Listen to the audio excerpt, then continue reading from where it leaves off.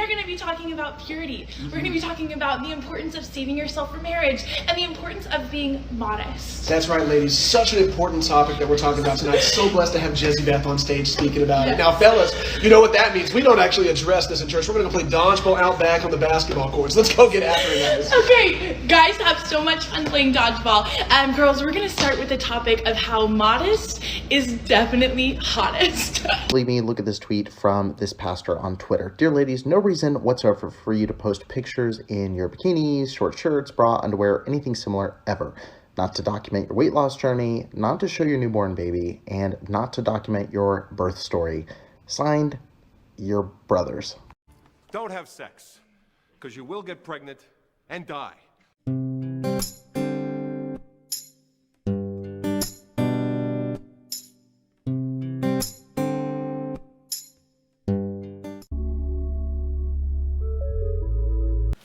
Hello honeys, welcome back to the channel. Today I am back with another sit down video and it's going to be interesting for lack of a better word. A lot of people are going to be offended by this, or they won't necessarily agree with what I have to say, but I don't care. Sorry, not sorry. I just feel like there will be some people who will find this video beneficial because a lot of us grew up in this culture and it has done a lot of damage, and there's trauma that's starting to resurface that we didn't even realize we had. Today, we will be talking about purity culture. I, for one, grew up in purity culture. I still remember how my talk went something along the lines of, you know, when you go to the store and you buy perfume, there's always a tester, but at the end of the day, you buy the sealed box, so don't be a tester. Or how girls would be called in for these talks that were actually really damaging, because there are lots of different variations to the talk. Other people have heard of the Oreo analogy or the flower, like you are a rose, and if you do this, this is what's gonna happen to you, you know, those sort of talks. And I don't think a lot of people who were giving us these talks realized how damaging these were to young people. I just want to quickly add that I'm not making this video to validate or to invalidate what you decide to do with your body. That's between you and God. I am not God, and I don't take responsibility for what you do with your life. I just wanted to make this video to create a dialogue and to get us talking about the trauma that you might have experienced from purity culture and discussing how we can potentially heal from it. If you're not familiar with what purity culture is, congratulations, you've dodged a bullet. But purity culture is a subculture of evangelical Christianity that started in the 1990s as a response to the AIDS epidemic and the increase in teenage pregnancies. So young women and girls were encouraged to sign not a waiver, but like a pledge saying that they would abstain from having sex until they were married. So they'd sign pledges or wear a ring known as a purity ring. And this is still present today. Like, you still find a lot of people wearing purity rings, and there have been a lot of celebrities who've worn purity rings. I used to wear a purity ring, and this was bought for me by a former guy friend who ended up sexually assaulting me. But that's a story for another day. Anyway, purity culture basically shamed young women and taught them to hate their bodies.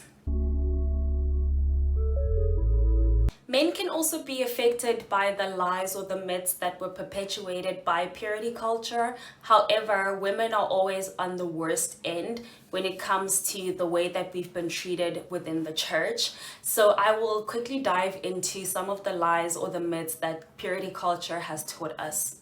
So the first lie of purity culture is women are responsible for men's sexual sin. Purity culture basically tells women that their clothes or the way that their bodies look cause men to stumble. This doesn't put any responsibility on men and the way that they think or feel, but rather it puts an emphasis on women and how they look and how they shouldn't be causing their Christian brothers to stumble.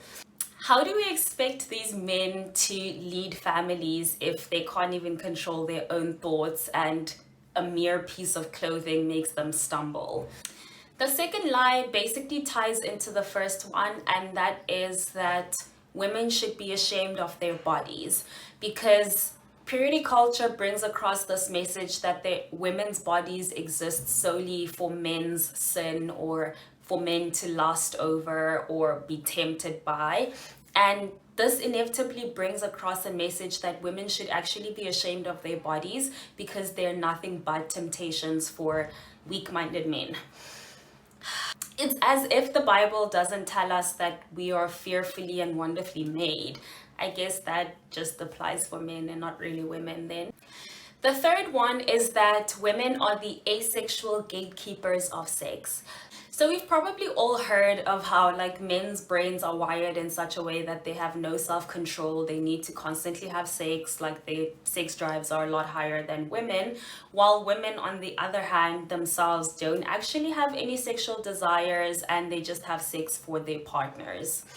And you always see how in churches, when people are getting saved or sharing their testimonies, they always speak of like a porn addiction because it's like the only acceptable sin for men. But if women are coming forward and speaking about their experiences, you're shamed or made to seem like you're not okay as a woman. Like this is something that men struggle with. Women are just supposed to be there supporting their partners who can't control themselves and things like that, because they don't actually have sexual desires. It's just men who have it, and you just supposed to oblige, like you just have to submit to your husband or whatever. And there's so many problematic things that I've heard from people talking about how, like, you know, shouldn't say no to having sex with your husband even if you don't feel like it and so forth. And that's really problematic, but let's move on to the next myth. So the fourth lie is going to be a little bit intense. So there's this lie that women are only worth their virginity and that if they've had sex outside of marriage, then they are damaged goods. Purity culture puts this emphasis on a woman's virginity, and it makes it seem like if you are still a virgin, then you are perfect and you're still whole, while if you've already had sex outside of marriage, then you are damaged goods or something along those lines. Purity culture insists that a girl's value is based off of her virginity, and you see it in the way that these analogies come into play in churches, like how if you've had sex out of marriage, you're like a torn up piece of paper, or like your chewed up gum or something along those lines. Like really disturbing analogies that they always put out there. Young women spend most of their lives listening to these things, hearing about like how you need to not have sex because you won't be valuable or whatever, but suddenly they have to undo 20 plus years of being told don't have sex, don't think about it, don't do it, or else you'll be damaged. And then suddenly on their wedding night, they have to undo 20 plus years of trauma and start having sex. And it doesn't work like that. You can't just suddenly go from this bad to this good. Like if you've been told something is bad for all of your life, it's sort of hard to expect somebody to switch all of a sudden and be okay with something. You know what I mean? I've also heard a lot of stories of Christian women talking about how they experienced vaginismus due to purity culture. Vaginismus is the body's automatic reaction to the fear of some or all types of vaginal penetrations, whether it be penetration from having sex or even putting on a tampon. It's a psychological thing that starts to manifest physically. If you're interested in learning more about vaginismus, I will link some videos down below for you to go watch after this. Another thing that purity culture doesn't take into account is rape. So purity culture classifies sexual violence as sex and not actually looking at it for what it truly is. And that can be extremely damaging because now victims of sexual assault will start to think of themselves as damaged or whatever because they've been taught that all their lives. I used to be a huge fan of Girl Defined. You're truly blessed if you don't know who they are, honestly. And I remember like 2017 or 18, I was watching this video of theirs, like they were doing a Q&A. So I was watching this video where a young woman wrote in to talk about how she was raped and she had now become hypersexual due to the trauma that she experienced. And instead of them acknowledging what happened to her or reassuring her, they went straight to shaming her, talking about how you shouldn't be having sex before you're married and all of that stuff, instead of truly realizing what she was saying. They later released an apology video, but I feel like at this point the damage had already been done. And it's not just them. I've heard so many people in church, people that I know personally, who also have the same sort of thinking where they'll constantly say things like, yeah, you know, you don't have purpose and you went out and you got drunk and then this happened to you. And there's a lot of victim blaming when it comes to things like that. And that's honestly not how it should be. And everyone is so hell-bent on being like, don't have sex before you're married, that they don't even realize like the other damaging things that are happening to people. The next lie is that if you've already had sex before you were married, then things will automatically go wrong in your life. There's this like fairy tale myth that is within the Christian circles where they always say like, yeah, if you save yourself for marriage, you will meet the perfect guy, you guys will get married and your sex life will be amazing. But if you've already had sex before, then things in your life will probably go wrong. You probably won't meet anyone who's gonna love you or want to be with you. That's a lie.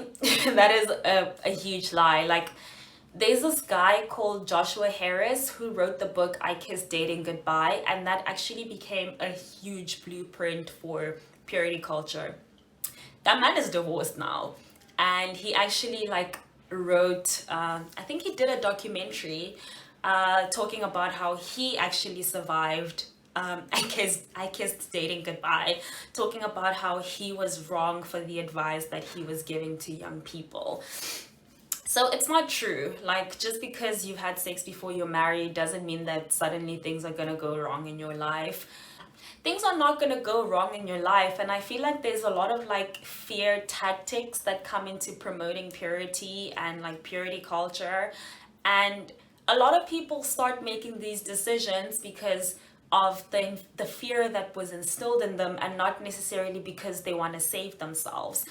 And then other people are so damn H-word that they decide to get married at a very young age so that they can start having sex, and they just believe that the person that they're currently with is who God wants them to be with. But a lot of the times you guys are just rushing into it because you're trying to have sex at a young age. And my final one, which you would be surprised that people actually believe this and say this, is that if you are a virgin, then you're closer to God or more spiritual. I feel like that's very self-explanatory, and I'm not going to go more in depth into it, but I just want to say that, yeah, you know, if you're a virgin, then you are closer to God, everything is going well in your life. Let's just ignore the fact that you're super greedy, you're proud, and you hurt other people intentionally or gossip about them behind their backs. Purity culture has taught us to stay covered up and to hide everything away because modest is hottest. And all of this shaming can get to a point where you start to hate your own body. I have hips, like I grew up with hips, and then later on my bum started growing, and I've been shamed for it, for looking the way that I look. And there are a lot of women who look the way that I look, especially women of color.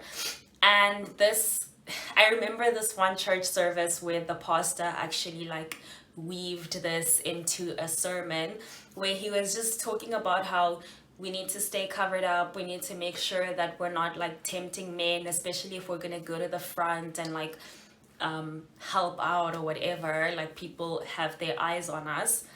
And this is a 50-year-old man talking about the bodies of young women. It's giving pedophilia, but you guys aren't ready for this conversation. Purity culture starts being enforced in a lot of communities while the women, the girls, are very young. Some people started these pledges as young as 5 years old, and you're being told all of these things by older people, and it's very bizarre. I know with like America, they used to have these purity balls where you would like receive your purity ring from your dad and sign a pledge or whatever, and it basically said that your dad is in charge of your virginity until he hands you off to the next man. Like there's this exchange of power, you know, we love to see it. Let me show you the ring that I got for you here. And when somebody comes along who is ready and has the proper character and will treat you like a queen, then that's the guy that passes the test. And until then, this is just a reminder. Keeping yourself pure is important. And so you keep that on your finger, and it's a daily reminder that you're, at this point, you're married to the Lord, and your father is your boyfriend. And we're gonna have fun together. And let me go ahead and give you that. Get ready to dance the night away. I don't know if this is still being practiced today, but it's a very odd practice, and it basically gives off this impression that young girls from the age where you were born or you start being self-aware, you're being taught that your body is a temptation, you need to cover up, you need to be like this, you need to be like that, and you don't realize that things like that actually cause more damage, because things might happen to young children, and what you're imparting into them is it was your fault because you were wearing this kind of dress or like that or whatever. And that's not fair. That's not fair to put it onto children and to have them thinking this way. It's honestly promoting rape culture within the churches, and it's also giving the older men a pass because they can't control themselves. Oh, getting so upset here. If anything, these older men who are having their eyes on children should have their eyes gouged out. You know what the Bible says? If a man's eyes cause him to sin, gouge them out. Honestly. Like I've already said before, I've listened to so many stories of Christian women and ex-evangelicals talk about how purity culture has led them to feel so disconnected from their bodies, and now they have to relearn that process of loving themselves and to unlearn everything that purity culture has taught them. You can feel so disconnected from your body that it causes so much anxiety that starts to manifest as a physical thing. I am only 23 years old, and I am still trying to unlearn 23 years worth, okay, maybe not 23, but I'm still trying to learn unlearn years of trauma that I have endured because of purity culture. I've listened to a lot of podcasts, I've read a lot of articles. I've also read the book Pure, Inside the Evangelical Movement That Shamed a Generation of Young Women and How I Broke Free by Linda K. Klein. And I honestly recommend that you guys read it because it's absolutely incredible. I will link it in the description down below. Some of the ways that you can start your healing journey of purity culture is, the first one is to speak out about your stories. So find somebody that you trust who has had similar experiences with you when it comes to purity culture, and just share your stories. Share the lies that purity culture has taught you and how you can come out of that on the other side. The second one is probably one of the most important ones, is to find yourself a therapist. Find somebody who resonates with what you've experienced within purity culture, but also somebody who's not so religious to a point where they will still shame you and basically like cause more harm than good. And also another criteria is to find a therapist who's not secular, because a lot of by secular, I mean people who aren't within the Christian environment, just because a lot of what we believe as Christians might not be the same as what other people believe. And yeah, I think it's very important to find somebody who relates to you and to your experience. And finally, I understand that therapy is not very accessible to a lot of people. It is expensive. So you can start off by journaling and looking for like journaling prompts that can help you start your journey of healing. Just talk about what you've experienced within purity culture, and yeah, that can just help get all the words out there and help you start your healing journey. I'm not gonna lie, I don't really know how to end off this video, but I do want to say, like, the church has a lot of responsibility when it comes to what they teach young people. Not just young people. I think there's a huge responsibility to teach the Bible and to teach it in its fullness, and not just to pick certain parts that you want to take to shame other people or to make yourself feel like you're better than other people. I also just want to add that church is supposed to be a safe space for people, and if young people can't find that safe space, they will go out into the world and have experiences that might not necessarily align with what they believe in, or might not necessarily align with what God wants them to do with their lives. Get what I mean? I'm just gonna quickly read this quote that said, "You can value something and call it good while also withholding from it until the time is right to participate. By consciously or subconsciously communicating that sex is bad, the church misses the opportunity to redeem and to disciple the sexual awakening that is likely already happening to its youth. The results are people who learn about sex and sexuality from the world, who is more than willing to talk about it and hide from the church, whose heart is supposed to be open and willing to defend God's purpose in Christ to redeem all things, including sex." I've already said that the church has a huge responsibility to teach the Bible in its fullness, not necessarily just the one side where it's like, oh, this will happen if you do this or whatever, but to teach that God redeems everything and everyone, and he loves us, and it's not in his nature to drive so much fear within us to keep us from doing something. You know what I mean? Like, you can't constantly be like, you'll go to hell, you'll go to hell, you'll go to hell, but like, that's not God's purpose for us and for our lives. I also want to add that, like, there's no such thing as you're too far gone just because you've already had sex out of wedlock or whatever. Like, having sex before you were married doesn't mean that you're damaged goods, and it doesn't mean that you are unworthy of love. Everybody deserves to be loved, and everybody deserves redemption.